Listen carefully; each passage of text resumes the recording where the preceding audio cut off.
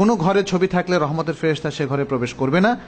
এখনও তো বিয়ের ছবি স্কুল কলেজের বইয়ে ছবিতে ভরা, পেপারের ছবি ইত্যাদির ক্ষেত্রে বিধান মানার উপায় কি? ছবিটা যদি টাঙিয়ে রাখা হয় তাহলে এই বিধানটা সরাসরি তার ক্ষেত্রে সন্দেহাতীতভাবে প্রযোজ্য হবে।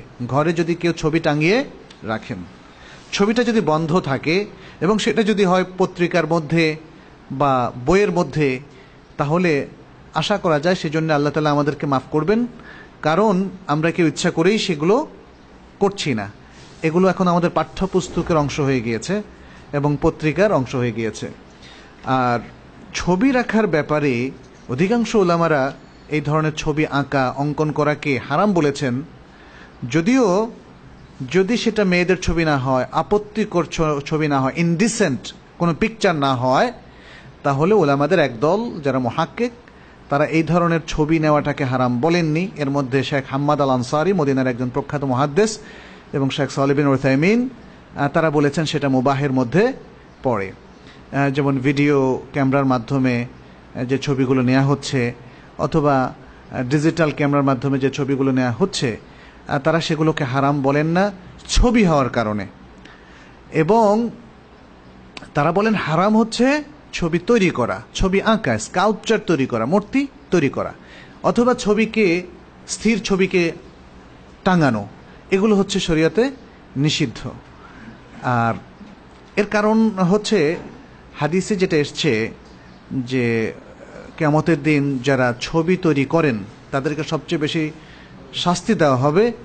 তাদের বক্তব্য হচ্ছে হাদিসের মধ্যে তার কারণ বলে দেওয়া হয়েছে, ইউদাহুনা খালকাল্লাহ, তারা আল্লাহর সৃষ্টিকে চ্যালেঞ্জ করে, আল্লাহর সৃষ্টিকে চ্যালেঞ্জ করে, হাতে স্কেচ করে অথবা বানায়, অথবা মূর্তি বানায়, অথবা দেয়ালে বা পাথরে অঙ্কন করে, অথবা পুতুল বানায় একদম ফুল মানুষের শেপ দিয়ে, সেটা হচ্ছে সরাসরি নিষিদ্ধ। এর বাইরের ছবি যেটা আমরা পাসপোর্টের জন্য তুলি অথবা অন্য যে কোনো কারণেই তুলি, সেগুলোর ক্ষেত্রে মুবাহ। এ ব্যাপারে আজকের যুগের স্কলারদের মধ্যে আরও মত পোষণ করেছেন মোহাম্মদ হাসান, মিশরের একজন বড় scholar, doctor Mohammad Arifi, Saudi আরবের বড় একজন স্কলার, আরও অনেকেই এগুলোকে মুবাহ বলেছেন। তবে মনে রাখবেন, মুবাহ বলার কারণে আমি কিন্তু আপনাদেরকে উদ্বুদ্ধ করছি না, সুযোগ যখন এসেছে এবার তোলেন খালি ছবি, হ্যাঁ, ডিজিটাল ক্যামেরা, ভিডিও ক্যামেরা প্রয়োজনে তুলবেন, কোনো অসুবিধা নাই, বৈধ ছবিগুলো কিন্তু যত কম তোলেন ততই ভালো। আর মনে রাখবেন পাশাপাশি ওটাও, আমি বৈধ বলার কারণেই যে একদম সত্যিকারের বৈধ হয়ে যাবে ব্যাপারটা তা না। আমি কিন্তু প্লেস করেছি ওলামাদের বক্তব্য এবং আমারও অভিমতটা, কিন্তু মনে রাখবেন ওলামাদের বিশাল একদল ওলামা তারা কিন্তু স্টিল বলে যাচ্ছেন প্রয়োজন ছাড়া ছবি তোলা অবৈধ। অতএব আমরা সেখানে গা ভাসিয়ে দেওয়াটা ঠিক হবে না।